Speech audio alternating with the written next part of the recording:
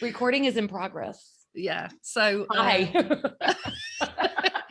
Hi Danielle. We're laughing because even though we were recently talking about some of the what can feel like deeper, darker, or more profound issues that can predominate our experience or mindsets, we wanted to touch on some of the amazing things that can also happen once we start to apply some of the, whether you call it personal development, spiritual tools, or whatever. And I don't know if you know this, but because I wrote a few blogs, I think a few years ago when I was doing my trips to Italy and France and stuff, and I remember thinking about self-development and whether or not, I think like a lot of people, you go on that journey, you pay for all these courses and you read all these articles and you consciously do X, Y, and Z in order to feel better, do better, or whatever.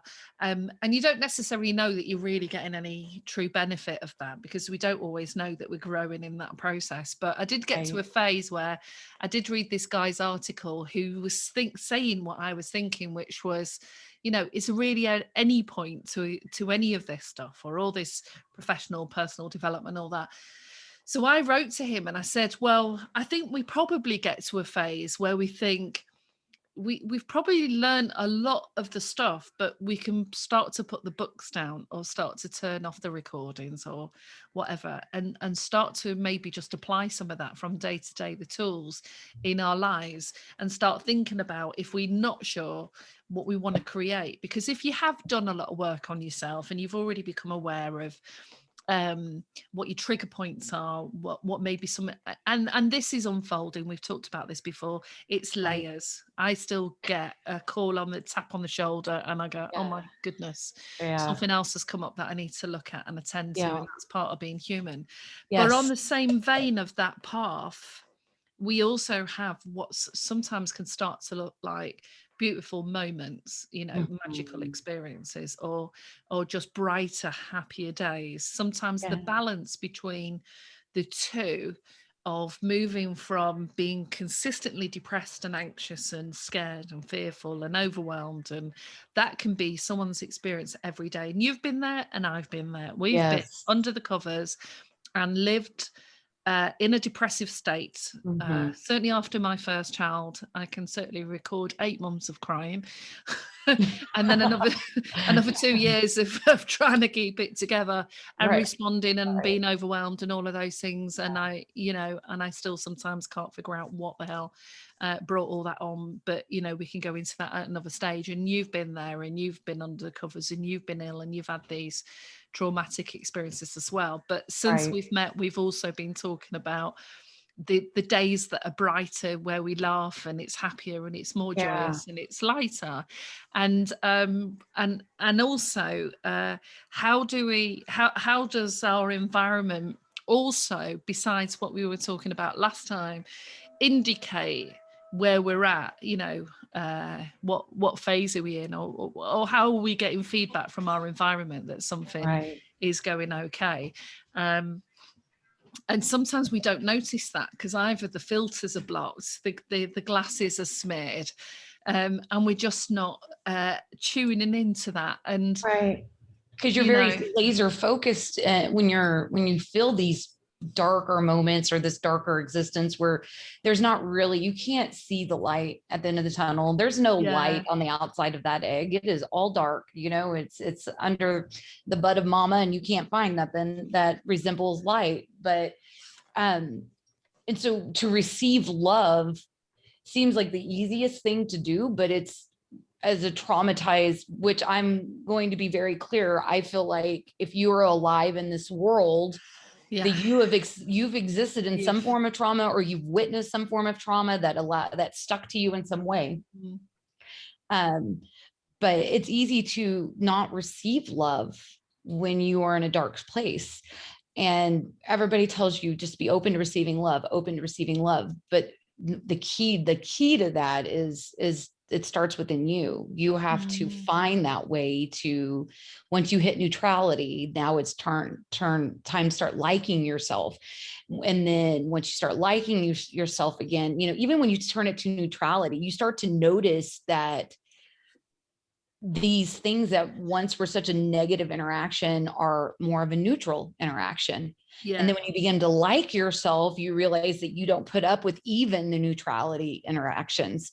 And then once you begin to love yourself, you won't put up with anything that isn't for your highest self or your highest purpose, what you see yourself as in the future. And in return, the universe reflects that right back to you, and it allows that love to start pouring in, and you start noticing it in the mundane that you wouldn't have noticed before. Yeah. And sometimes it's like literally something flying past you, or you receive a confirmation. I want you to tell the bee story, because that was so fun. So because of the project I'm working on at the moment is one of the other things that I have discovered, because these phrases that we tell ourselves, and mine was, I've never been able to draw, but I have over the years, when I've tried to demonstrate things and deliver training, would draw stick men. And if people aren't familiar with stick men, I refer to Lowry, who was a British artist going back, I don't know, I think the 1940s maybe, that used to draw these drab scenes of darkened skies and these stick men, which was sort of representative at the time of the industrial age and the sort of 9 till 9 work patterns. So I've always been able to draw a few stick men. Anyway, in this process of trying out something different, really, is I bought myself a beautiful box by accident.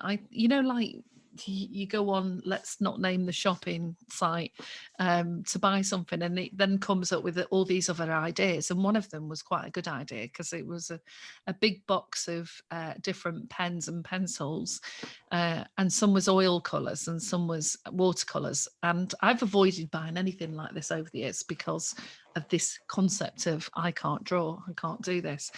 But I thought, no, I'm going to, because some of them you can get these doodle pads that are already set out. You just colour them in.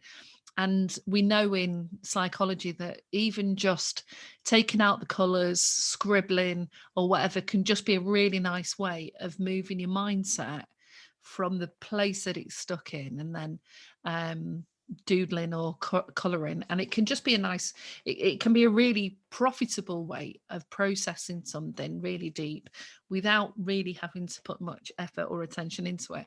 Or you can just enjoy the art, or it's known art therapists. I had an art therapist working for me once, and it was a way to give language to a landscape or an internal world that the child was struggling with, without having the words in which to label it, because they didn't have access to that language. And that's what happens often with trauma, is if it happens at the pre-verbal stage, then there is no language to be able to articulate what your experience has been.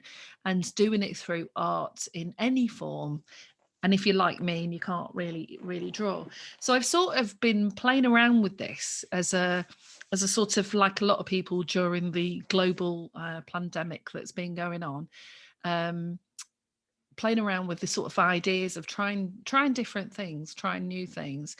And also, as part of the yoga, you'd have to sort of get stick men and join them up, because I'd be creating a series to teach people to do. So I was using these stick men all the time. So I got myself this really nice art box, and a few days after work, I set myself a goal of, right, it's the end of the day, shift the focus between work and non-work, because I can get a bit obsessive, and get the pens out and just draw and come up with stuff. Then I started working on this project where I'm creating this course. It's a program for women who've experienced domestic abuse. It's a wellbeing program. We're going to have a range of courses and a range of group work and one-to-one support that's going to be going in. So I'm just working on a small aspect of that. And what I wanted to do was just really, I've been thinking about the themes that emerge for people who are moving out of a situation that has been really stressful, violent, on whatever level, whether it's the small day-to-day indiscretions and ways that people will treat each other that sometimes you don't even capture, to the very obvious violent, aggressive scenarios that people have been living in for whatever time period. And we're thinking, we're working on something to help somebody move out of that process and stay out of that and move forward in their lives. So we're looking at transition. So I was sat down today with I bought myself, because one of the nice things to do is, going back to your point about self-care and loving yourself, is actually to get yourself some things that you enjoy using. So I like the pens, and I bought myself these mega art pads rather than the other pads I was using, because it just seems to add to the experience of it. So I also decided to change my routine and go out in the morning when the light's really nice and take a walk around the corner to the coffee shop and get the pad out. So I've done that a few times now. And the ideas, and the thing is when you start to draw things, is that you can, just by the very process of doing that and tapping into that, it's almost like your mind starts to get a message that the information, the insight and the inspiration will start to come. So I've noticed that the more that I've applied these techniques, the more I've found it becoming more fluid. The information's just been flowing. And so part of taking that walk, going out in the sun and sitting somewhere and having a coffee and then taking your pad, rather than what I did in the past, my laptop and write stuff. And that's what I was doing. So I was creating these images. So I showed you the sort of pad earlier, but I'd created an image with this workshop in mind about breaking free and moving out of the prison of the mind, the prison of the experience, or the prison of the relationship, whatever, whether we use that as a real point in time or as a metaphor, and starting to draw like a cloud in the sky. So on the pad, I had this cloud in the sky where we visualize all of the desires that we've had. Or for some people, we assist them to start to generate some idea about desires. And that can be simple things like, I want to grow plants, I want to have a dog, I want a house that looks like this. And a bit like what I do after work, where I get my notepad out and start drawing in there. The process is about moving from the fearful states mind into, what is it I want to visualize? What is it I really want? What is it I would like to bring into my world? And you've said on several occasions, that the people that you were around when you were in your darkest hour weren't always healthy for you. And so it's, if it's not those people, what kind of people do we want? We want people that value us, that listen to us. We want to value ourselves and listen to ourselves and all of that sort of thing. So that's what I'd done anyway. So this is all the backdrop to just going there this morning. So I've drawn this nice cloud with all this nice imagery in it as a nice visual that I want to put on the training program, because imagery captures people's attention, just like TV can captivate people in the wrong ways. Imagery and art can captivate us in a really positive way and start a process that could be out of our awareness. And we were talking about what you become aware of and what you're not aware of. So I kind of know what I'm doing and I'm enjoying the process. So I'm sat there, and then all of a sudden this huge bee, the size of probably a third of my finger or whatever, lands on the page and sits right in this bubble where I've created all of the dreams. The bubble that looks like a thought bubble. Yes. Yeah. Yeah. So I was kind of fascinated by that. And I think we've talked in the past, haven't we, about I did a little bit. I dived into shamanism a few years ago, and I'd experienced some shamanic practices. And I know that animal totems and animals can be symbolic as meaning something.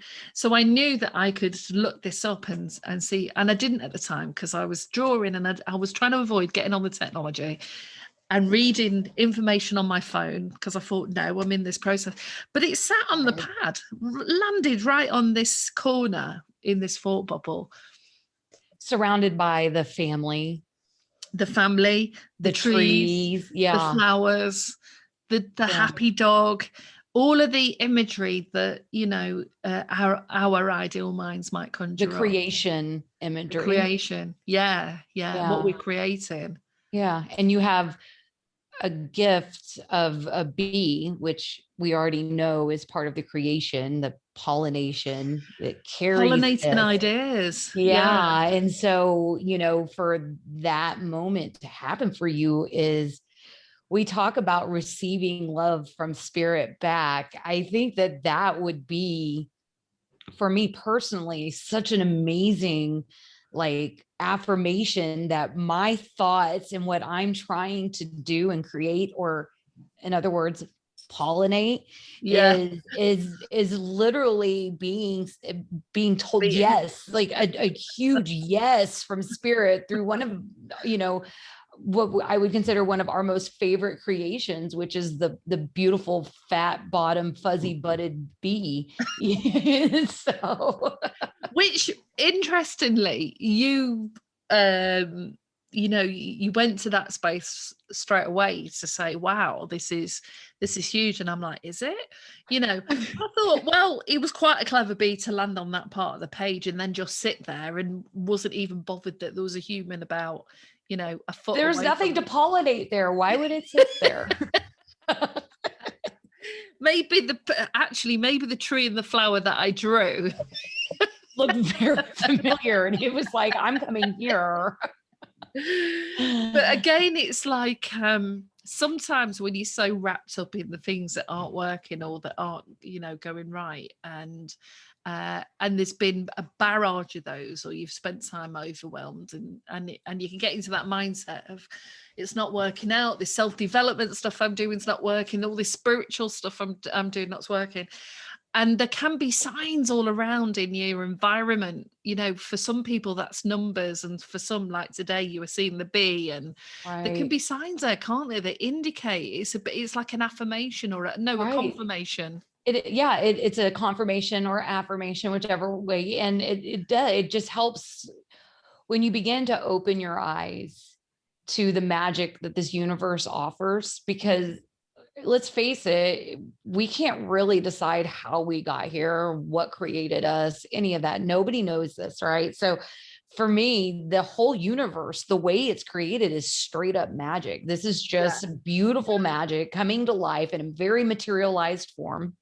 And whenever the universe, I think they say art is when you listen to the universe, and magic is when the universe responds.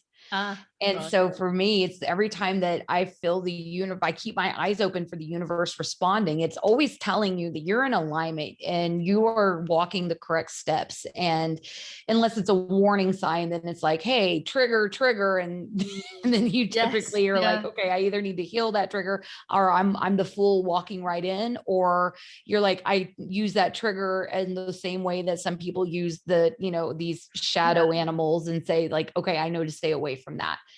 Yeah. But the feeling, actually, that's a really good point, because the feeling between the two, the more you practice stepping back and observing, or experiencing the trigger and curiously looking at that, is the experience between the two were very different, because I was sat there really content, really in the moment, enjoying the fact that I was working, but at the same time didn't feel I was working. That's the best time to work. It is the best time. You know? Absolutely. And I was in that space until I noticed that actually the cars that circle the coffee shop that I was in were leaving the engines on, and I started to get drawn into the, you know, but I was peaceful and calm, and the sun was out, and actually the weather forecast said it was going to be cloudy. So I thought maybe that's rain.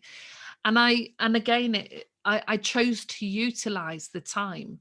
Yeah. Because in the past, what I was doing, I was holding off till, say, the afternoon or tomorrow or the weekend before I would do that kind of walk, before I'd sit down.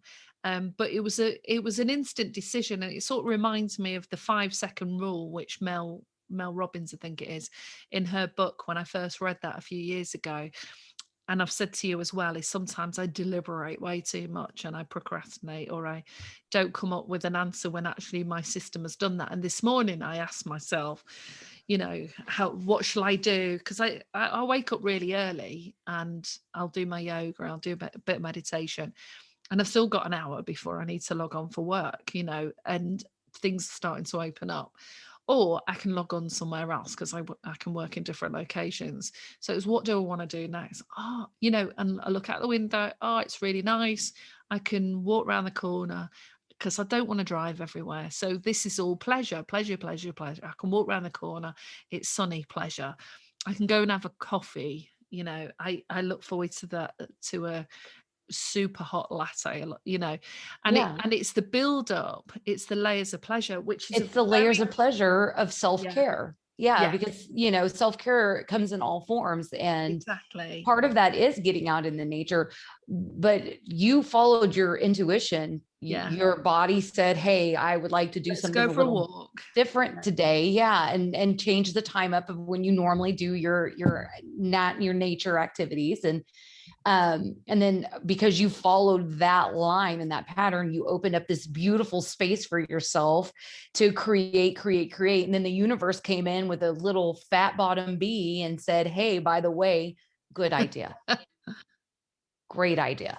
And because what you're doing is brilliant. And I love that the universe is responding that. And the fact that you're even getting, even if it didn't immediately connect that it was a gift from the universe or some form of magic from the universe, it did stop you long enough to say, wait a minute, I'm going to take a picture of this bee that's landed on, this sacred space I'm working in. And, even if it comes of nothing, the magic in itself is the fact that you even noticed it, right? That you even said, oh, whoa, that's weird. Let me get a picture of that. Tells you that you are in the moment, you are being guided. And even if you're not consciously receiving the love in that moment, you're unconsciously receive that love, and that love is sitting in there just like delicious and yummy, and the universe is just excited that you saw it.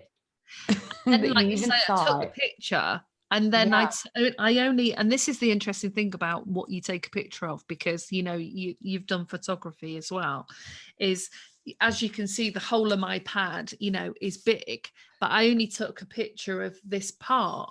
So and this is just like what, and a 2 inches by 2 inches space on this long legal pad. It's like a legal pad size, which is what, 9 by 11. And then isn't it 9 by 11? I think. Anyways, then it's it's 11 by 14, or I don't know. It does not matter. A4. But then in this little 2 by 2 circled space. And the part where you literally were talking about creating an idea. Right. The part where a person visualizes like a helicopter that lands perfectly on the pad. And just landed right in the middle of it, showing all of it. You don't have to believe in any of the magic part. You don't have to believe that the universe speaks back to you to know that something wonderful happened. And even if all you believe in is nature, which I'm a firm believer that nature is our church, that this little bee, this thing that has a million things to do all day long, chose to land on the specific piece of the paper. And that in itself is so beautiful that even if it has no other meaning on top of it, even if there's nothing beyond that, it just landed on that. Right. You created this beautiful, profound moment of a bee sitting on your ideas. Yeah. And then when I took a picture of it, and the reason I'm talking about the size of the pad is I then sent the picture to a colleague and a couple of family members. And then they said, so what is that drawing? So I then took a picture of the whole pad so they could see it in context. Right. Because then they didn't realize. You didn't draw that on a little napkin and it landed on the napkin. No, you drew this on this huge piece of paper that had a load of other images had on a lot of things. The journey. Yeah. Then I'm saying to them what the journey is. I said, what I'm doing is I'm drawing imagery and pictures to indicate that you move out of this zone. So this is the negative, the not feeling good, the dangerous, the harmful, whatever zone, whatever level of what that not nice zone is, moving that into the better zone. So they got the picture, and they couldn't understand what's all this little stuff in this bubble? And then I said, no, this is what is part of the bigger picture. And so that's the other sort of metaphor in this, isn't it? You know, it's what else, what is it? My focus was drawn to that one part of the paper because that's where the bee landed. My focus was there. Everything else disappeared for me and the people that I sent it to. Yeah. Then I had to fill in the blanks and say, no, this is actually part of a bigger picture. Yeah, it's beautiful. I mean, like, I am just, and it is, and you know, and to be open to receiving any of this tells you where you are on your path, right? Well, it did you, because you're like, wow, this is cool. This is, Listen, and I'm lady, like, it did you as well, because you sent me the picture knowing your spiritual ass friend looking at this is going to be like, did you see the magic? There's magic. Did you see the magic? So, well, I just thought it's magic that he'd landed on his helipad, which was, right? You know, that in itself is magical. But if you, and then as you said, you had researched some of the totems and understood that there is these different type of animals or insects in nature that are very big in the spiritual community. They represent such beautiful things. I mean, we can talk about, you know, the basic ones like a cardinal arriving at your in your yard, at your door, in front of you, showing up in any way is usually a sign of the ancestors or a loved one that's passed away. And it's like their message to you. And this is widely regarded even in religious standpoints, where they talk about, you know, nature is part of the magic that makes up this universe. And so, you know, I had to know that you're in a part to where you can even want to take the picture tells you that you're in a place of receiving. Because if you hadn't taken the picture and you mentioned it by the wayside as we were having a different conversation, obviously the magic loses its effect because you're now just talking about it, right? And it's like in a, you know, oh, so this happened to me, right? The picture itself made it real to everybody else as well, so didn't it? What you're saying is that you're not receiving and that you needed me to call it magic, but I was just affirmation to the magic you were already seeing. I verbalized what you already knew inside of you. And and that's just what I do. I'm the verbalizer of, hey, by the way, that's not normal. That's magical. So. Well, it goes back to what we were saying on that other podcast where we're looking at the sort of deeper, darker aspects of trauma, is that when you've got somebody around in your environment, so like you said, you notice that. So I've looked at shamanism and animal totems and know that they can be seen as having a particular meaning. And I was curious, and it's a beautiful state to be in. And a real contrast, almost like the picture depicts, you know, last week when I was experienced really, you know, when I said I had a curveball come where I had a letter from my solicitor to do with a car accident I'd had. And I had this curveball come in and my whole system is absolutely flooded by all of these stress chemicals to the point that I'm almost immobilized. So then in less than sort of 4 days. The OODA loop hit freeze. The OODA loop. Right, there you go. Yeah. Whoever coined that phrase, we're now using that. I'm now using it because I love the word. It's a very creative word. Yeah, rather than triple F, fight, flight, or flee. Triple F. I don't know. That sounds dirty. Where's your mind, Mel? Your mind. I'm in the gutter. As my usual. Mind is on the helipad with the I'm 12 years old at heart. Well, that's the thing, you see, stick men and people. Although I did colour in some items of clothing this time, but so the process again of we were talking about an aspect we were reflecting on, and we equally want to give value to the positive experiences that people can experience without sounding like we're just focusing on positive psychology or pop psychology. Positive spiritual experiences. Yeah. As well as entertaining and embracing and being able to go deep and into those really dark crevices of the human psyche and the human experience. And what's fascinating by this is that depending on the state that you're in when the experience occurs, because if we look at this from an existential point of view, whatever appears in your environment we will apply some meaning to it. Now, we were Absolutely. in a similar space in terms of meaning, but I didn't give it the level of sort of credence initially. I was interested in it, but my internal state was open, receiving, and receptive Yeah. in each moment of that experience, and a very different internal state to the one I was in, where I felt almost paralyzed last week with indecision, overwhelm, and where I'd been triggered left, right, and center, and my whole system was going through a massive wave of those chemicals that flood your system. The trauma-induced physiological responses. Yeah. This is as chalk and cheese as it gets, and yet that equally, what am I trying to say? It's like you give equal value to both. So when I really don't like going through those experiences, but at the same time, it took me to a deeper place because it's actually fed into prompting some of the ideas that I had. I think I told you about for this workshop. Well, because it's that shadow work was part of your creativity. Just like with my photography, when I was using it as shadow work to get out of this beauty, like you drawing on pieces of paper, right? Yeah, projecting this beauty. It was helping me unravel things on a level that I wasn't even consciously aware of until I used the hindsight rule and looked back at it. But we do have a tendency to look at the dark, give more credence to the darker stuff, because we are both light and dark, but it's easier to stick in the darker realms and let those be the things that kind of create this experience. And that, especially when you're inside of it, of course. And then, when the lighter things come around, it's like, oh, yay, 5 seconds of my day. Right. And then it gets washed away with all the other 5 seconds good parts of your day, because these overwhelming or traumatic or negative experiences happened.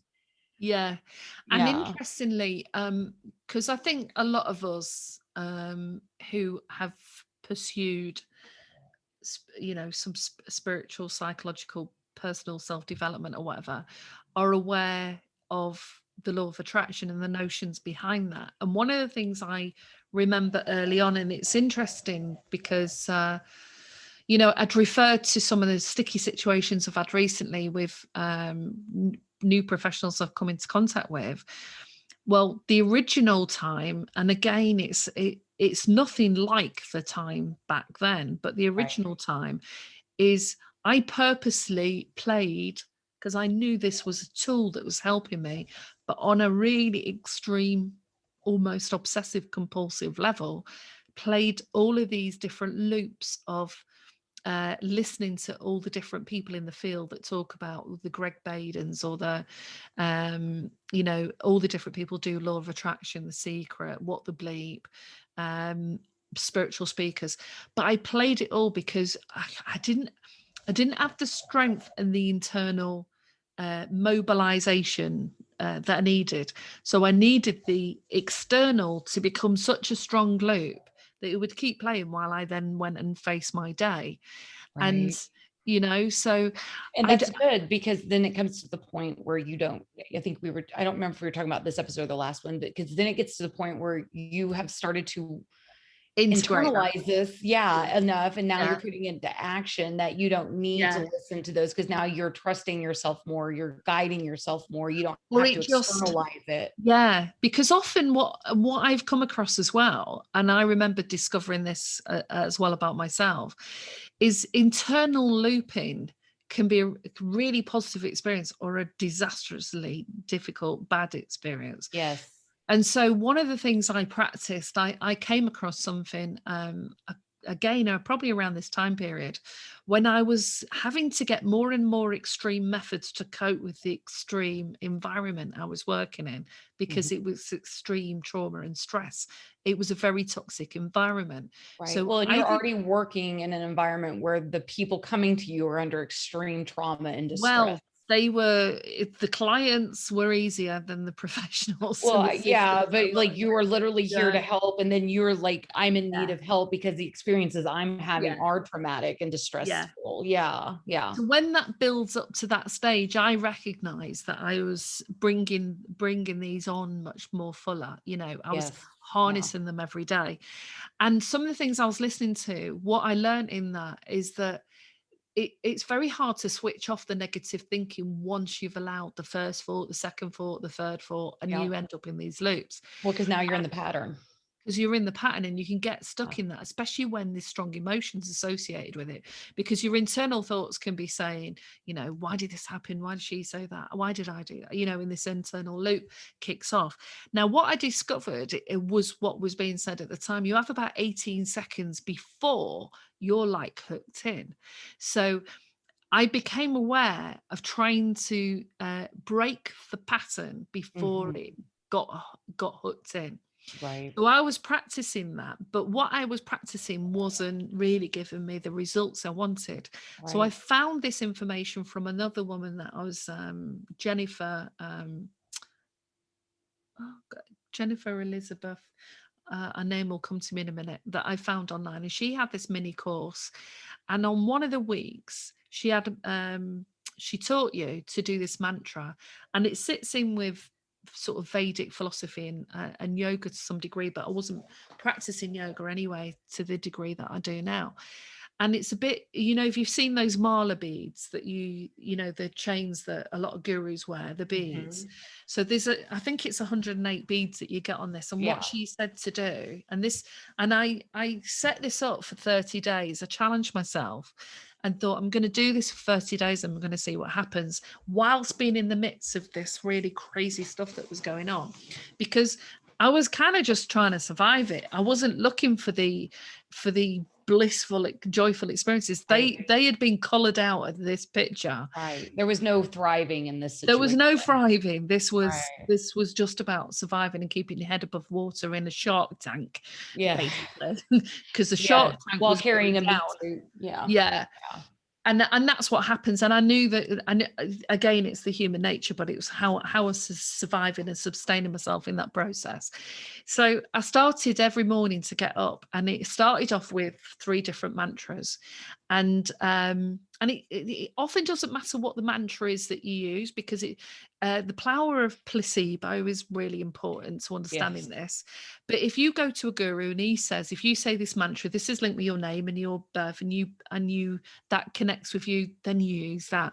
If it's a mantra which is what I found fit for me, rather than saying I love me, or whatever, at the time I was struggling to say things like that, was to instead say, I'm getting better and better and stronger and better at this each day. So something that was a process sort of statement that Yeah. I could Part align of with, the journey. part Yeah. of the journey. It was You're doing your journey walk. I'm walking myself to neutrality before I walk myself into liking, before I walk yeah. myself into loving. So I Yeah. knew, yeah, so it was like transitional language, and I knew I could connect with that. So I started this process, and using the mala beads, and would say it over and over and over again. And it took, I think, about 20 or 30 minutes. And it did get hard, because like anything, when we start doing it, we're all ready and gusto and everything to do it. And after about day 3 or 4, you're like, oh gosh, Right. I've Now got it's a 20 minutes chore. of this. Yeah. But I committed to it. Now, what was interesting, I can't remember whether this was day 10 or something, but I used to have a 50-minute drive to work. So I'd get up, and in the car, I still had the record playing in my head of the mantra. So what it prevented is, one, it created a very powerful focus for me to have on positive things and affirmations that I was saying that I could connect with. But it was almost like having a security guard in your head that went, nothing else is coming in here, love, I no like that. negative thoughts. Yeah, because I just watched a new Disney movie called Luca. Right. And in it, the guy, this kid looks at him and he says, "That's just your Bruno." And the Bruno's like his negative Nancy, right? And so he's like, Silencio, Bruno, Silencio. And so that became their protective pattern, is saying Silencio, Bruno. But it's like the opposite. Now Bruno is this protector, and Bruno is protecting you, and Bruno's your security guard, and Bruno's silencing anybody that you're not getting in because you're low frequency, put bad vibe, or gonna upset the equilibrium, which is a sort of masterful state that many of us need to get to, because I remember doing some work with this organization called the Human Givens in London, and they were training up therapists in quite a different approach. But one of the things that they taught people to think about was how the brain and body work, and how stress mechanisms work, and how to start talking with clients about what is happening to them when they get in these stress states, and what the processes are involved. And what they were saying with things like addiction is that internal loop and that thought pattern that goes around, that forces you to, feels like a really strong impulse to go and do something or score or whatever, is because you've got this security guard doing a different job. The security guard is part of the brain's function that says, you're running out of that stuff that makes you feel good, right? Because that's the stuff that you think is the only thing responsible. Because Bruno, being a good security guard, is not necessarily the smartest security guard.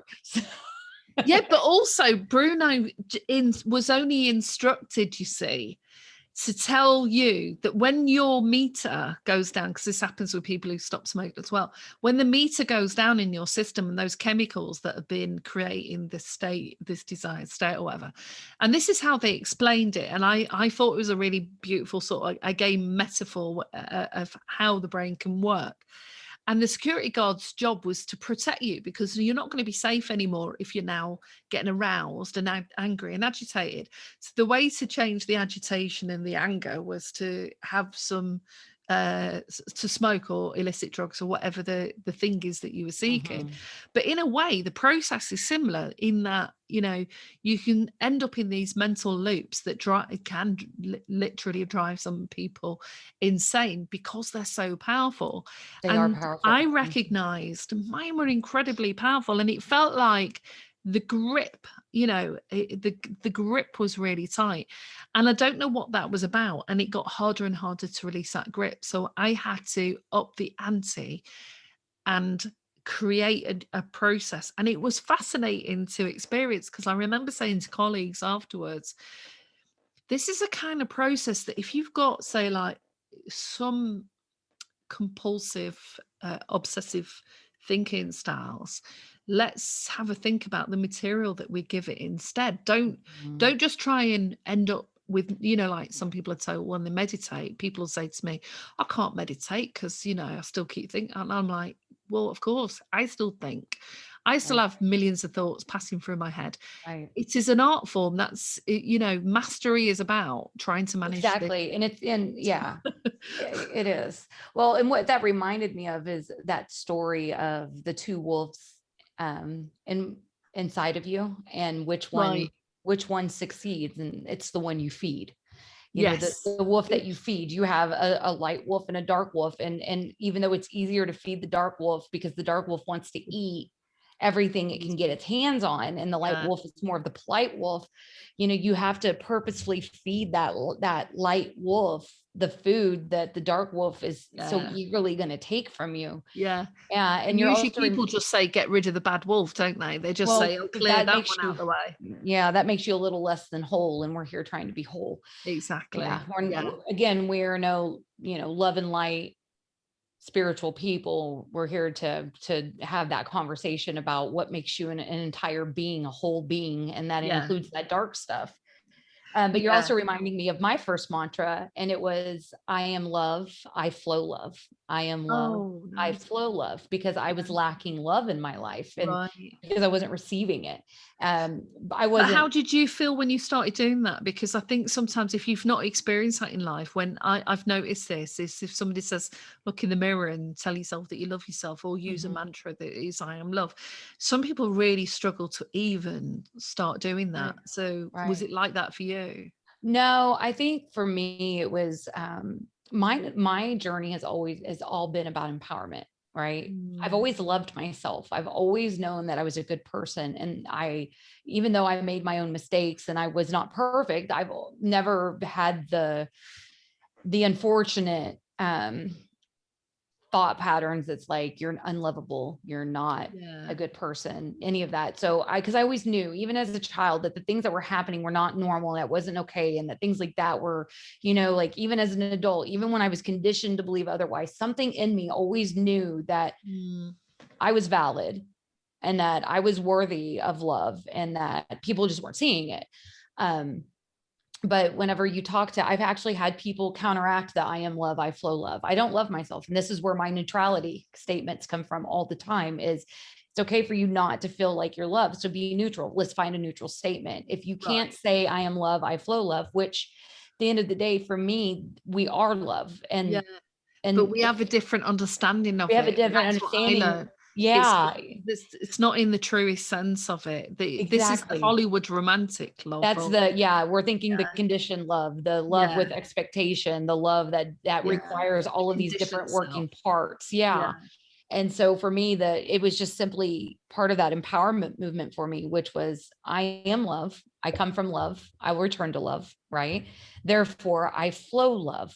Everything in me is the flow of love. And I was just trying to, looking back in the hindsight rule, I'm trying to open and activate my chakra system to flow through my body in an energetic way. And again, because I know that we come from love, that this is just a natural way for me to activate that chakra system.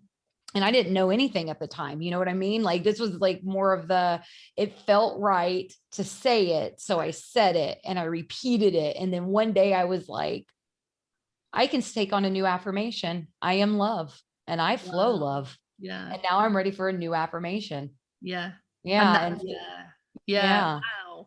And you know what? I think that leads beautifully into the meditation that you said you were going to do for us. Yeah, I said I was going to do it. I made a mistake and did not write down my angels I wanted to work in with this meditation. And so for now, if you don't mind, I'm going to record that separately. Okay. So that I can go ahead and get that, because I wrote down the colors, the I am statements, and then left out my angels.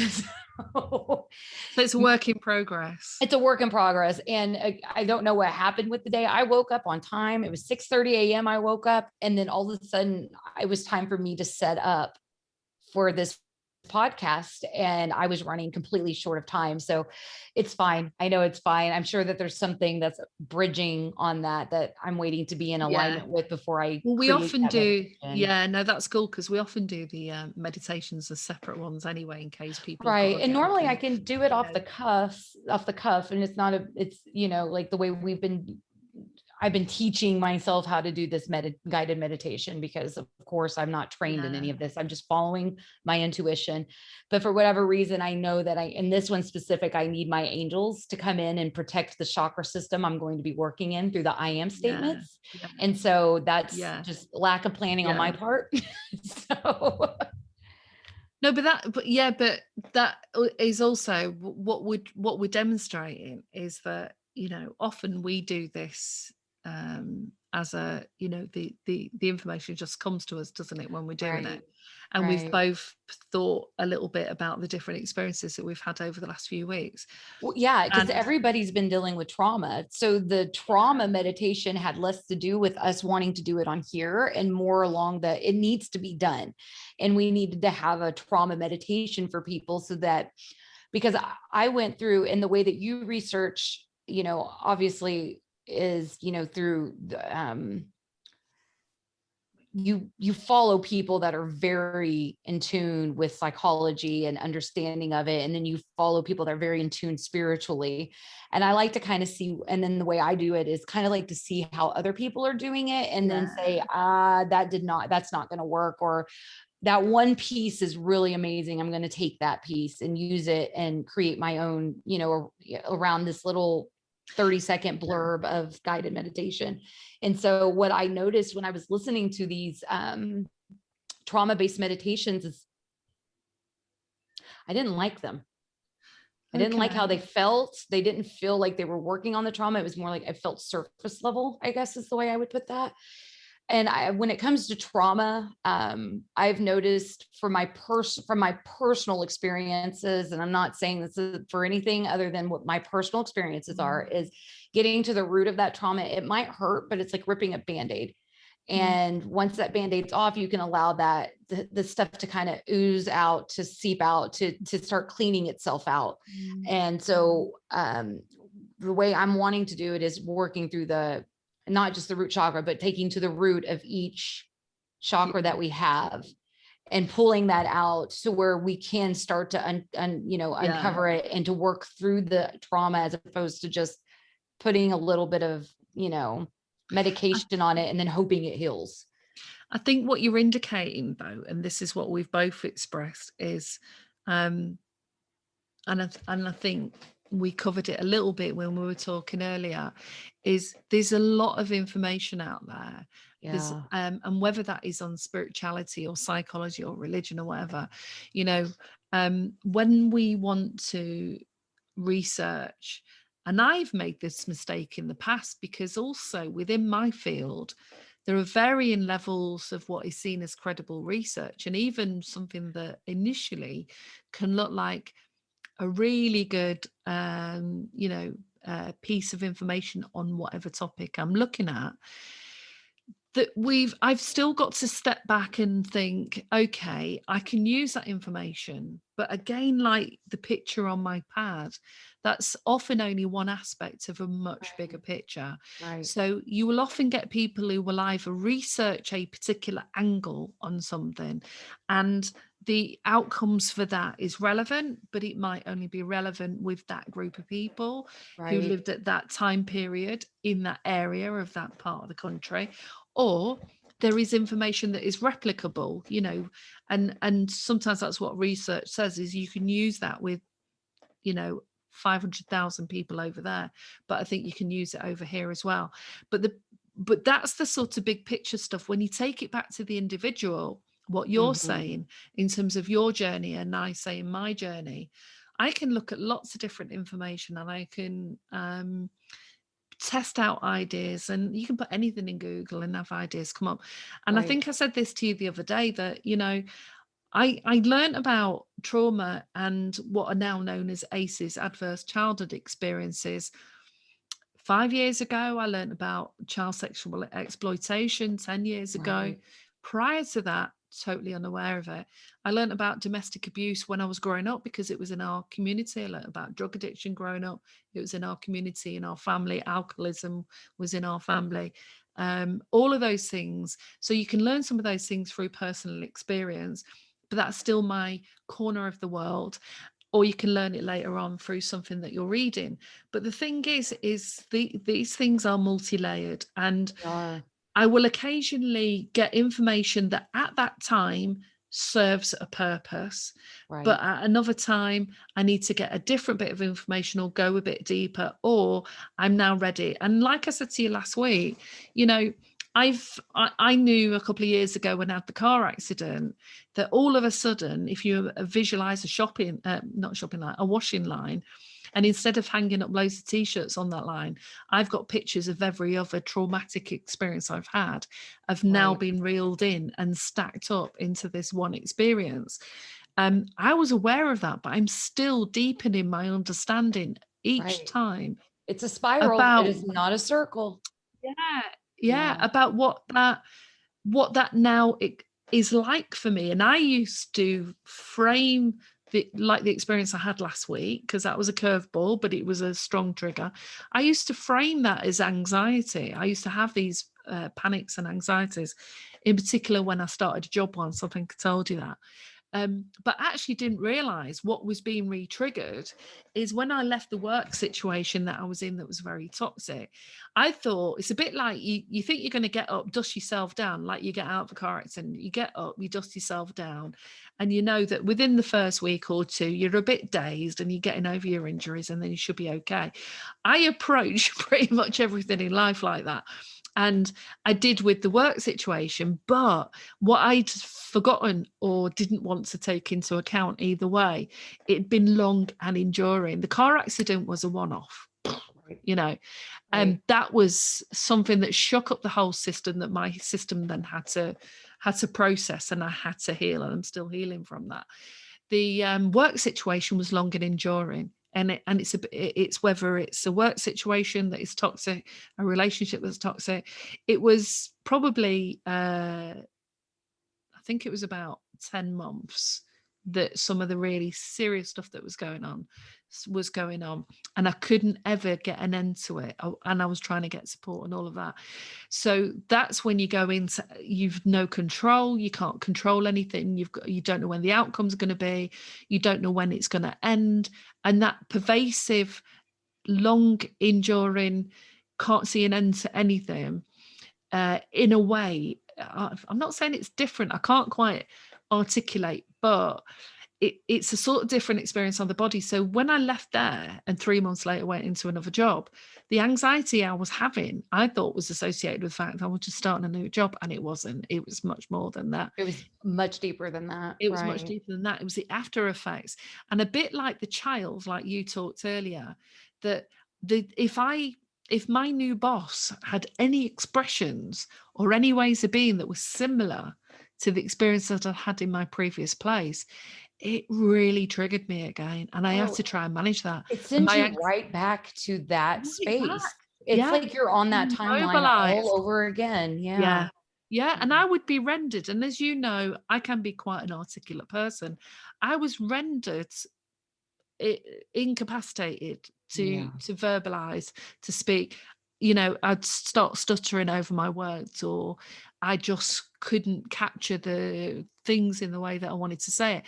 And what can be even more painful, it's a bit like standing in front of a glass door, seeing yourself on the other side of that glass door, struggling. So you're now not just experiencing the struggle, you're witnessing yourself struggling. And you're witnessing yourself as an adult who's now judging yourself as an adult, who's saying, what are you doing? What's wrong with you? Why are you having this problem? And then you try and work it out. And your point about, you know, you went and tested out the material to see what it was like and what you thought about it.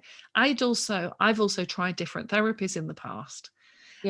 And there was only one person I came into contact with that was actually able to run through some processes with me to really, it didn't clear it, but it took the edge off. It took the strength, or I wasn't completely immobilized now. I wasn't frozen. Well, and that's just I was starting to free that up.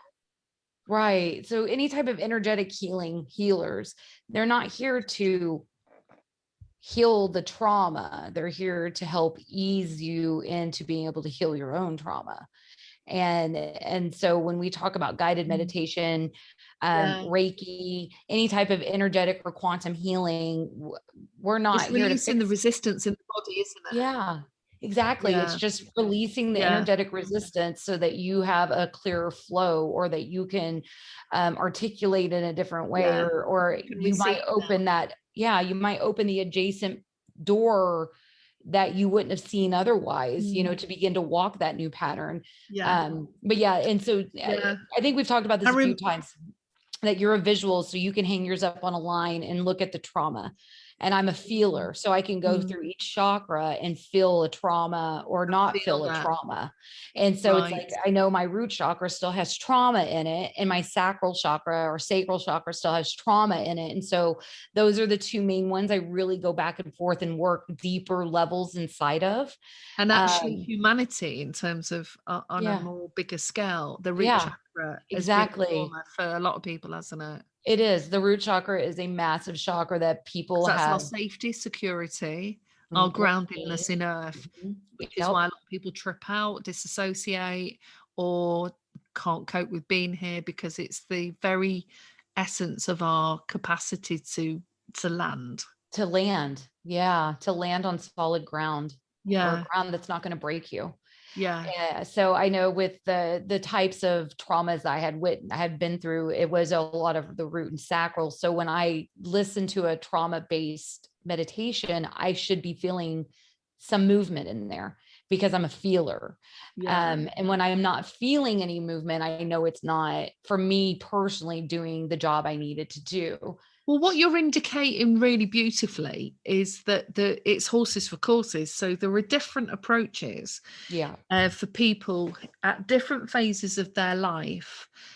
Because when I was in the midst of that toxic situation, I could have had the most brilliant, transformative person come into contact with, but I was still not 24/7, but I was, because I was in my head then most of the time. In that toxic situation. So sometimes the environment, you have to remove yourself from the environment and have to get out. And that's beyond just the work thing. You know, I had a group of friends that I was with for a long time, and it was like every time I felt close enough to kind of give some information on the trauma, it would, like a day or two later, I would literally be getting text messages about it from a completely different source. And so removing myself from that situation as a whole, as that whole community, I should have done long time before it hit.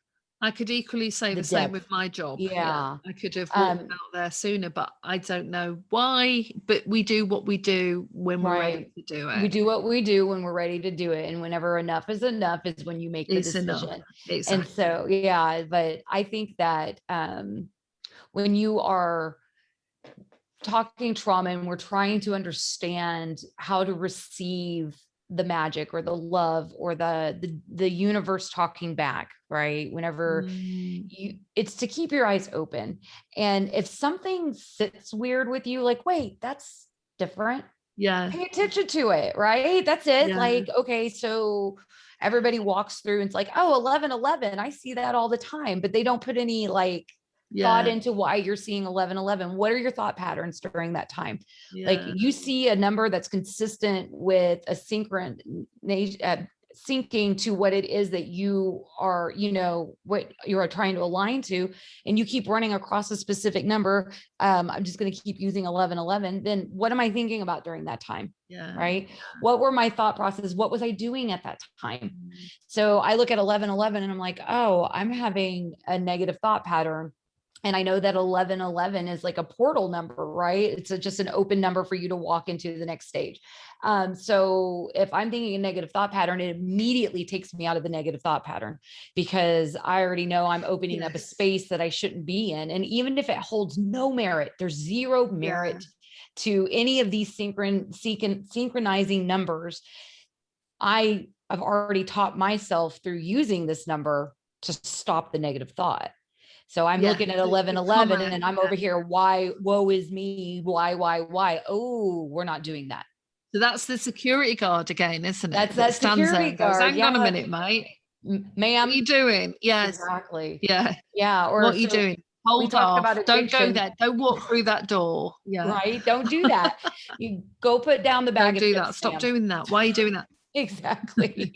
You've got 80. Well, no, according to Mel Robbins, you've got 5 seconds to shift. So, and again, it takes a while sometimes to harness, because we can all learn this stuff. It's a bit like we can all learn what the best foods are, and then we go and eat the same thing anyway. We can learn this stuff, but it's about how we learn it enough so that we think about it at the time we need to. So if I'm waking, it doesn't happen to me often now, but it used to happen all the time.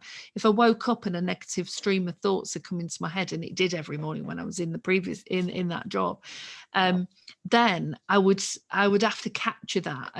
I'd have to be in the practice. So I had to purposefully practice the tools until the tools just came. But to go back to what you said so brilliantly, it takes time to master. Things take time to master. And I am a firm believer that everybody has the opportunity to become an ascended master in this lifetime. You have the capability of mastering yourself and the understanding of others in this lifetime that would make you an ascended master. It's not this scary beyond you thing that it's been made up to be. Like, you can be a master in your own realm, period. And mastery is, if we go back to your experience as a photographer, what did they say with photography? It takes about 10,000 pictures before you are really like good An at actual, your game. yeah. And how long Yeah. does it take to Till you've even get out mastered of, auto mode and go into a manual mode where you have Yeah. to set the settings every time you take the shot because the sun changes. And Um, yeah, and getting but into manual mode is clunky initially, isn't it? it is, it's weird, and it takes you too long, and you're shooting overexposed pictures Yeah. or The sun's underexposed gone in by the pictures. time you get the right. Oh gosh, Yeah. yeah, I'm there Yeah. at the moment trying to master Yeah. manual mode. Yeah. And then we can master some things and then realize we've got to another part of the journey And and we're that's back to exactly being what novice what you again. should be doing. That's what you should master something and then move forward to master Move something else, and then forward. move forward to master something else. And Yeah. and you'll find it that you'll be able to use these tools that you used to master these other things into your this new pattern you're walking to master something else. It takes time, and it feels like it's daunting and there's no end to it. But there's an end to things. Nobody's asking you to be perfect. We're just asking you to master your skill sets. And we all come equipped with a great tool set that we just need to learn how to activate and use. And that's part of the mastery. And if you just focus on yourself, the way you do this person that's saying this negative thing, or this boss that's making you feel inadequate, or this relationship that maybe isn't fulfilling you the way you want it to, if you just stop and really start focusing on mastering yourself in it, everything starts to fall into place, be it because you've now empowered yourself enough to walk away, or you've empowered yourself enough to stand there and say, I deserve better. We deserve better. Let's do better. And that Yeah. takes time. But if you focus on yourself, the way we do all these external things, we will be mastering in certain aspects of our life within a year. And although a year sounds like a lot of time, we live at what is the average age, like 80. So out of 80 years, it took you 1 year to master calmness. Yeah. Um, Well, there's when you're in it, and we've said this before, there was a time I remember, and this is going right back to when my first son was born, where I didn't know any different. I didn't know the world could look different, but I knew the way that I was feeling most of the time wasn't a way that I wanted to feel. The right. idea of living a life like that was a life not living, you know. Exactly. And then I remember getting, so roll forward 20 years. Now, life mostly, like you say, we have ups and downs. And I'd got to the stage where, there were far fewer incredible downs and just down moments, as Right. most of us have. And I remember them being in the work situation. And my thought process was based on the reality I could see, the corner of the world that I was in. And Right. I was thinking one of the reasons that stopped me leaving was because the role that I had at the time were roles that had been created, and then sometimes the government go through phases where things don't exist anymore. I couldn't see where I was going to go next. I couldn't, it Right. wasn't even like I looked in the job market and thought, oh yeah, I can do that, because I knew I didn't want to go back to some of the things I've been doing. But I thought that was the only choice. And I think this is the thing that grips quite a lot of us. So I was looking out there and thinking, well, what am I going to do? Who am I going to work for? What? And I actually thought there was nothing. I'm going to be, that's it. I'm stuck. Right. You can feel stuck and you can feel immobilized. And then one day, because I think you're the same as well, is I have to practice what I preach. I have to show that I can get the results I from have to walk that talk. have to walk it. Yeah. So I Yeah. sat back one day because like I said, I wasn't practicing yoga anywhere to the degree that I am now. But I was sat on my bed and I'd been practicing these mantras just to survive, not to thrive. Yes. And then I sat there and I thought, right, I'm making a decision. And I just switched my thinking to, I'm now putting it out to the universe that I'm leaving, and I Right. decided to leave. And then the ideas about how to go about that process kicked in. And within a month, I was out. And by the end of the month, somebody had already approached me. I hadn't even looked for the job. Had already approached me with a job that was on the table. Right. Now, call that luck, call that whatever. But the thing is I had to switch the mindset. The mindset. Well, and you can call it luck or whatever, but I mean, if science is proving that the law of attraction is real, how much luck is involved whenever we are living in a reflective universe where what you put out and a is what you universe get that back. is a constant flow, and Right. we shift our reality from moment to moment. Well, the last job I left, I needed to go. It was very, I mean, like I was being picked on. I was being singled out. I was being picked on. Everybody was too afraid to say anything in front of anybody. They'd always come up to me afterwards and be like, what was that? I'm like, wow. Say something. You know, like she's not listening to me. I stayed because my husband kind of guilt tripped me into staying, because at this time I was too sensitive. I was feeling too much. I was reading too much into things, but I knew my truth. And I remember one day I had enough and I said, you know what? I don't care if you want me to keep this job or if it's got the perfect hours or the perfect schedule. The reality is it's killing me. It's killing me very slowly.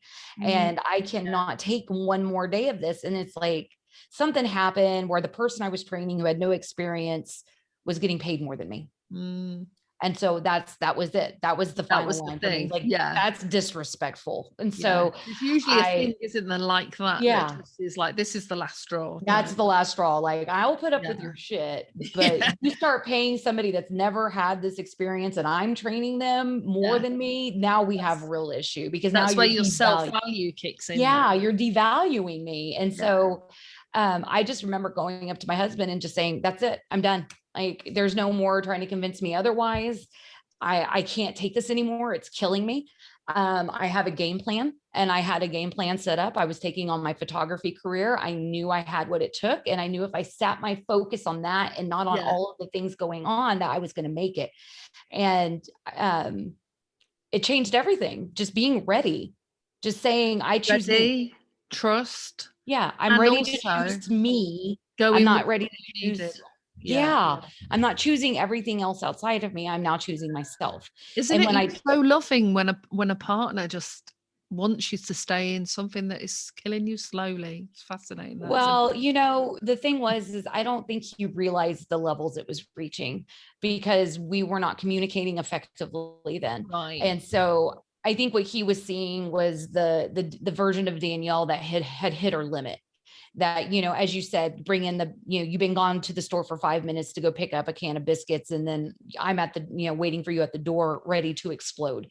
I'm already at explosion level whenever we sit down to have a conversation. You were topped up all the time.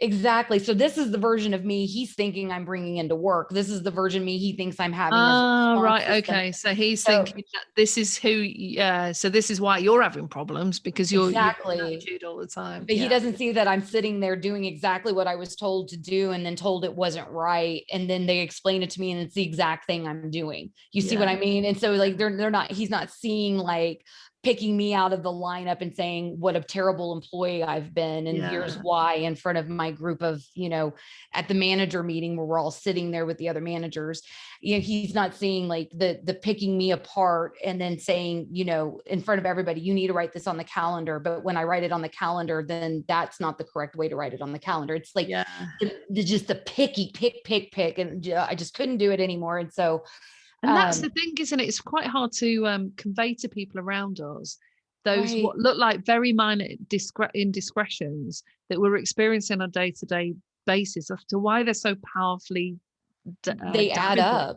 They add up. They add up. Away, because I was a very confident professional. I had really good relationships with a lot of people, and it didn't take long to chip away at that. And make me start to look around the people I'm working with, and like, are you an enemy? Are you a foe? Because I feel like you're a foe, because if this were to ever happen, and here goes back to my trauma responses, if this were to ever happen to you, I would have stood up for you. I would have said, that's not okay to do. I would have put myself in between the shit. And now here you are just allowing this person to verbally assault me in front of everybody, and not saying, well, we actually were the ones that decided that. Or we're the ones that put that into action, not Danielle. You just let me take it. So I feel like you're now a foe and not a friend. And so it was just like, it just got worse and worse until finally I decided to choose myself. And in choosing myself, I left. That was a change in decision, wasn't it? Yeah. And it really changed a lot of things.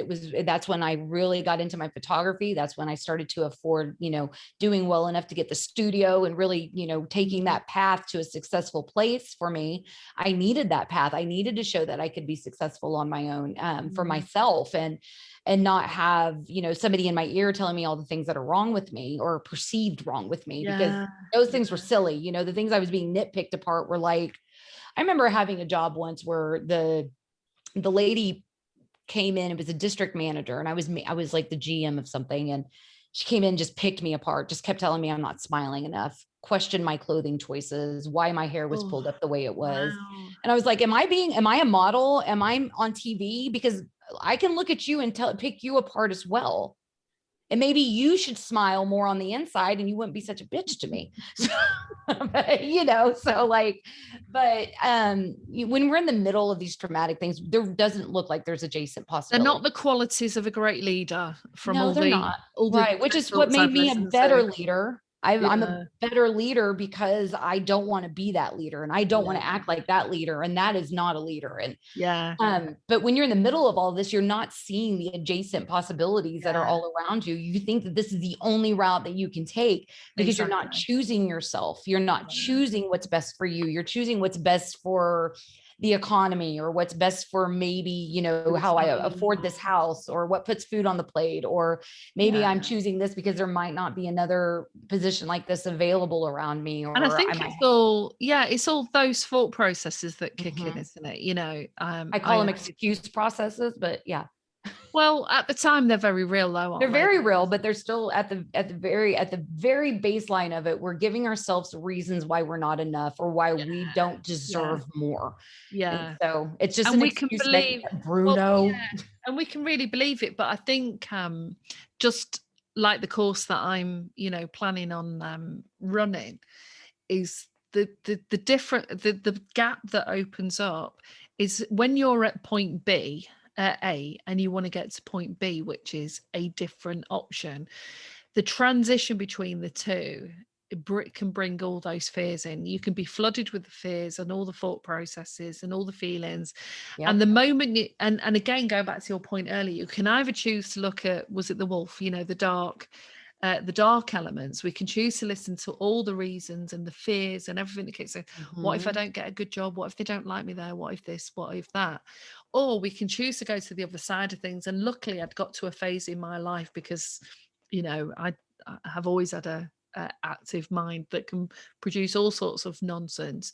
I wouldn't call what you produce nonsense, but continue.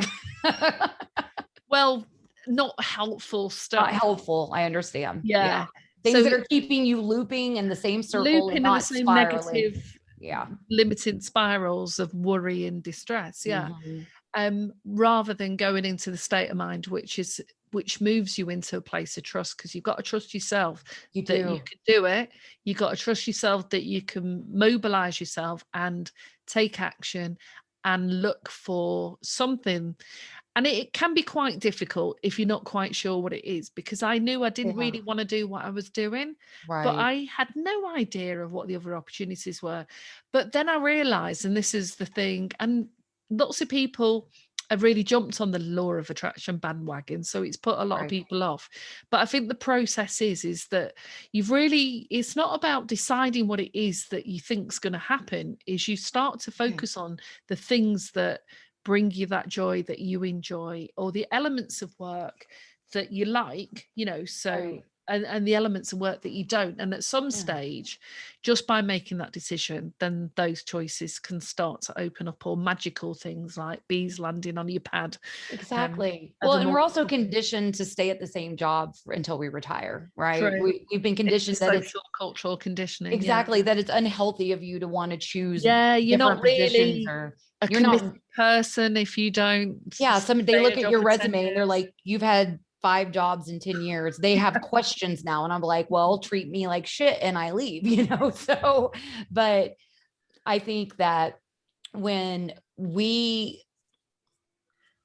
at the end of the day, at the bare bones of it all, you have to begin to choose what's best for you. You have to point the arrow, let it land where it's going to land, and then start taking the steps to align yourself. And I don't care if the law of attraction has become this, little, cliche line, the fact that that science is proving it to be true, and the negative aspect only tells you that it's true in the positive aspect, that, we have to begin to be less fearful and more trusting. I have literally lived an entire existence up until 2 years ago in fear, being told not to trust myself.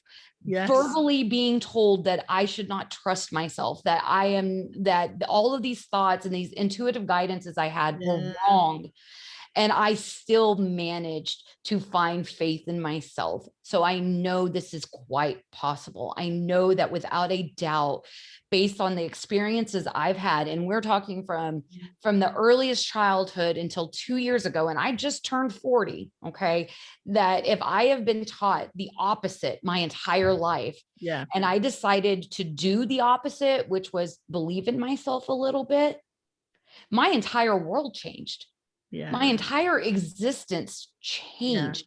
Now, I quit my job about 4 years ago, but even in that moment, the level of empowerment I received by telling that person, what you're doing is not okay. And so here's your choice. And I gave my first ultimatum to a job, which was, you either pay me the same amount, if not a little bit more, or I'm walking out. And so she told me I was being disrespectful for asking. So I said, well, then here's my notice.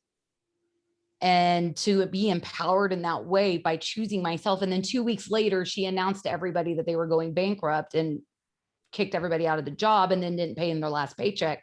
So my intuition was spot on. I knew she was bad news bears. I knew she wasn't in it for anything but herself and a tax write-off, because her husband was a financial advisor. So that if a failing business is lasting longer than it should, that there's a reason.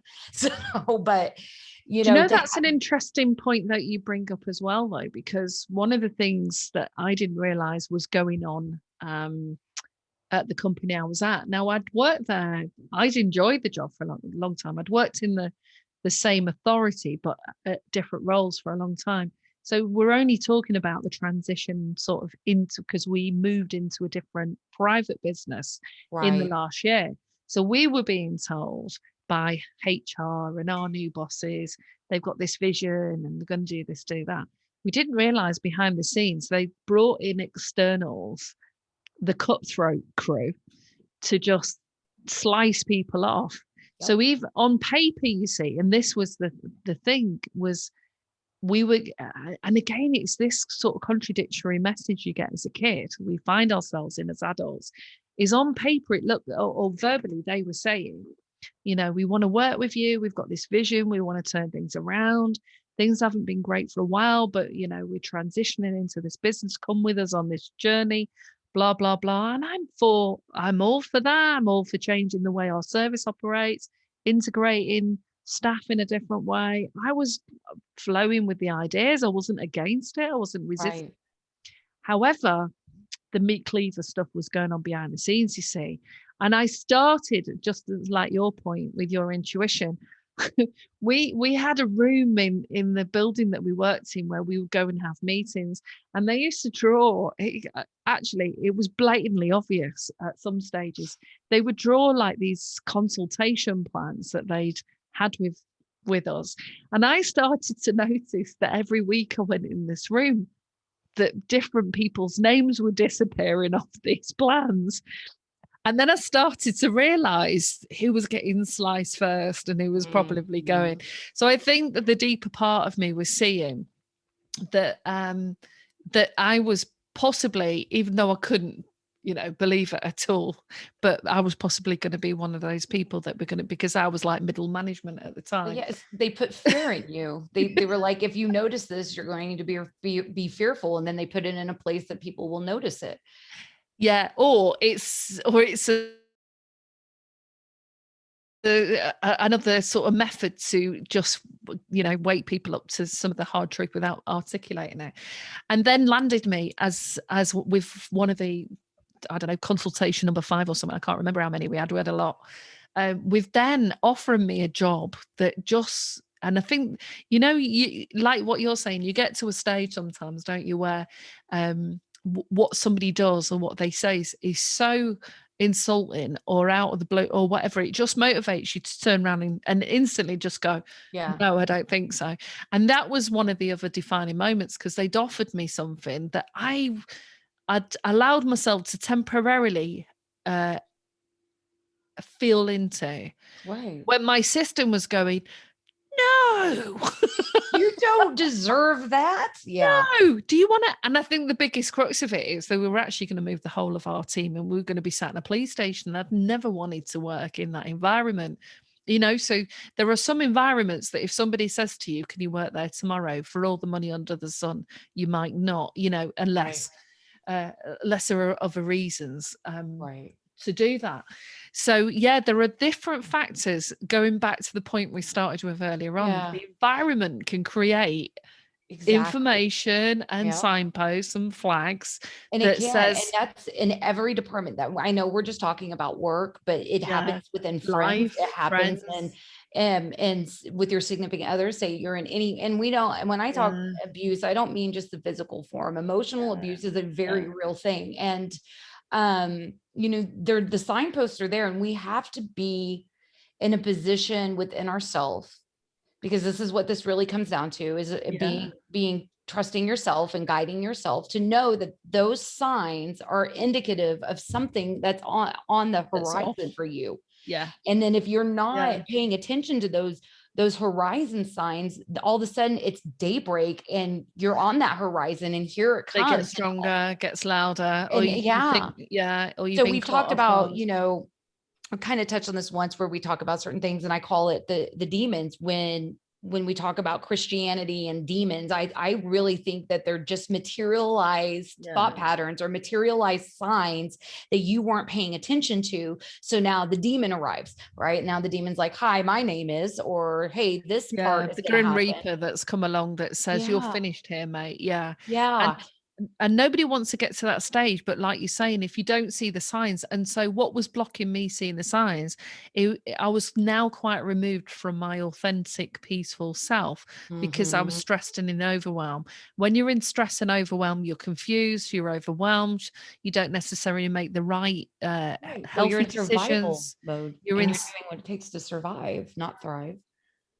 I heard that. What was that?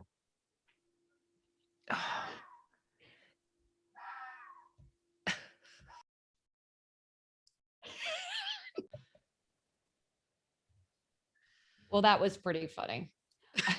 I've been noticing that you and I keep having these technical difficulties whenever we're in the middle of a subject. And this happens to be a crying, whatever that is. It doesn't sound like a fox on my side. It sounds like a fox with asthma that's extremely irritated, but I have no idea. Yeah, that sounds uncomfortable. It's a bit freaky. I mean, tonight it's at a reasonable time. That noise has gone off. I haven't heard it for a while, at like 3 o'clock in the morning in the past, and woke me up, and it's been squealing for ages. So yeah, it's a bit disturbing. It is. And so I did want to touch on, these positive influences that we have when we're in the middle of trauma, that sometimes that would help my heart rate go down. We don't see, for me, it's getting out into nature. Now, I don't want you getting out in nature right now, because it's dark and you have a screaming demon out there. So, but I'm staying indoors. Some kind of weird banshee going on. One of the things that I fought myself really hard on when I was in the middle of depressing, lower vibrational, traumatic, anything that brings you out of alignment with who you are, right? Would be getting into nature. I would deny myself this free exchange of healing energy. And again, I always go back to science, because I think that a lot of the things that we talk about have a lot of scientific backing to it. And it's not so frou-frou when you're talking spirituality, when you know that there's science behind it. Now, grounding scientifically works. We've talked, they've proven the ions and the negative ions and how it recharges and it helps dissipate. And, so not everybody has this obvious choice of going out barefoot into their own grass. People live in apartment complexes, people live in the middle of downtown areas. Like, this isn't always possibility. However, getting into nature is always a possibility. All you have to do is step outside your front door. Yeah. And just start paying attention to the things that aren't man-made, right? So there's always a patch of grass somewhere. There's always a tree somewhere. The sun is always somewhere. There's always going to be a cloud or a sky that you can take a look at. There's the moon. There's always going to be a bird flying around. Birds like to go everywhere. They're not limited to just the country. They're flying downtown. They like the food. And so, there's all of these things that we deprive ourselves from whenever we're sitting inside of these deeper negative thought patterns or in these crisis-like situations that make us feel like there's no end in sight, that could be a positive turnout. When I put myself into nature and I started doing things like sitting on my front porch or even being inside and potting a plant and allowing yourself to have some house plants, or watching the birds outside of a window, or going and sitting under a tree, or going by a body of water. These are very healing and conducive to opening chakras that we don't understand yet energetically, but you can't tell me a person that doesn't go out into nature, and even if there's mosquitoes out there and it's annoying, that they don't receive some type of energetic feed back into them that's of a positive nature. And whenever we are going through these types of situations, the more you can get yourself outside or dealing with things that come from nature, potting plants or watering a plant, that these things can really, petting an animal helps, being around things that activate this higher sense of love inside of you that is not conditioned or expectation involved. You will really begin to feel the changes inside of you before you can, before you even realize it. You're in a calmer state of mind, you're in a calmer state of being.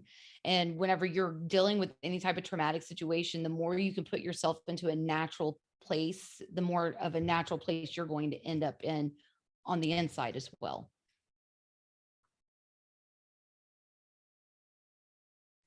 I think some of the things that have shown through the research as well is that because that involves movement, and rather than being in a frozen state or static, right, is that the movement itself is what enables the body to release. So it's a bit like, when you see an animal shaking something off, if they've been frightened or or had to move out of a situation quickly, is they'll shake that off.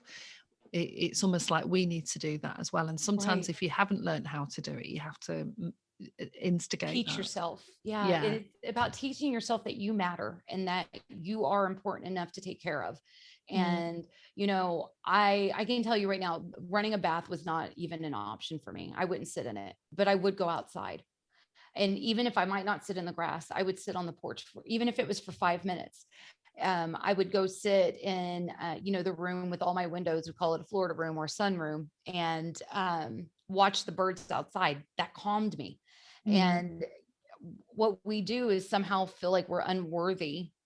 So we deprive ourselves of the most basic of necessities, especially when we're dealing in any type of traumatic experience, anything that causes a high level of stress. And we then take away from ourselves the things that would de-stress us. And a lot of times it is an unconscious thing. You don't mean to take away. You don't realize, But if you just put yourself into a pattern with at least a few minutes a day, just making it a point to take care of yourself. And if that taking care of yourself is taking the shower or watering your plants or feeding the animals or letting the animals kind of be around you and petting them a little bit more than normal, or just go and putting your bare feet even on concrete helps. And instead of depriving yourself of it, start creating the pattern to allow yourself to have it. Because it requires you. It requires you making that decision, feeding that light wolf. and saying, this wolf is hungry for nature, so let's go out to nature. This wolf is hungry for a shower, let's go shower. This wolf needs something to look at and talk to, even if it's not going to talk back. Play with an animal. And I don't mean like your wild demon fox outside. I mean like a cat. Yeah, I'm not going out there to stroke that one. I'm not sure how big it is yet. He looks about 12 foot tall. And that's the thing, isn't it? You know, often the things that you're scared of, or the demons or whatever, can look like they're 12 foot tall. It's true. And that they are impenetrable. But demons, you know, when we talk demons are there with purpose. And your dark side is there with purpose. And sometimes when we face these realities, these crisis situations, these deep depressions, these traumatic events, it's really life giving you this wake up call that you need to maybe align yourself to something that's more suited for who you are and what you represent, and not what's suited for what the conditioning of, you know, society, or, you know, is telling you what you should be doing, or the conditioning of your parents who are conditioned by society are telling you what to do. You know, what your family and friends think of what you're doing is none of their business. And in that sense, if you want to work and you enjoy what you're doing, go do it, and do it wildly and happily. And if you are coming into situations that are not making you happy and not making that inner child come through, then it's really time to evaluate those before those become your issue internally. And then you're stuck in this revolving pattern of, I can't do anything right, or I'm not happy, or I'm not worthy of any of this. And it does, when enough is enough, you know. And we're here for whenever the enough is enough moment. That enough is enough.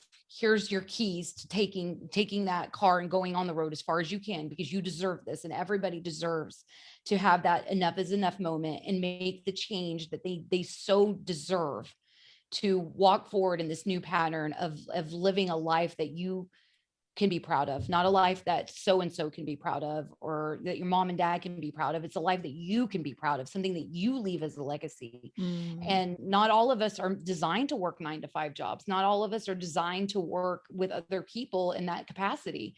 Go find the thing that sparks the joy and follow it incessantly. Do not stop following it. Maybe the joy changes. Follow that joy. But follow whatever brings you joy in the moment. And I don't mean negative joy. I don't mean fixing. I don't mean cover-ups. I mean the things that we imagine ourselves to be, the things that we imagine our life to be. Go and follow that. And it starts, I think sometimes it can start like it's a minute a day, or 3 things a week, or 5 things a week, or 5 hours a day, whatever that is. Consistency and focus will move you further into that zone, so that you can get to a place where you can sit outside a coffee shop and feel in complete flow and peace, and feel the sun and feel the sun on your on your face. Because we deserve it. We are so deserving of this. And I'm really glad that you and I found our path to getting to this level of freedom and happiness, and the reality that we create our own joy. And once you begin to create that joy, there's no turning back, because now you know the tools it takes. Once you know the magic ingredients, there's no way that you're going to stop putting into those ingredients, because you start getting you start getting the results, and then that motivates and fires you up to do more of those things to get the results. And we are so deserving of being happy. And if it's not happy, if all you can think of is peacefulness, then you're deserving of being peace. If all it is neutrality, you are deserving of the neutrality. Whatever you find yourself longing to have, go and chase it. You deserve it. Just align as much as you can, and cross your fingers, and have the biggest faith in yourself, and watch the magic happen, because it happens. It does. And on that note, I think great conversation and topics, and what flows in and out of this. You know, we've sort of bounced between the light and the dark all the time, haven't we, on the call tonight. So thanks again, Danielle, for your time. And thank you. I look forward to when we do this again. Me too. I always look forward to these. They're so much fun. Yeah, they are. They're great. They unfold in each moment, don't they? Yes, exactly. And until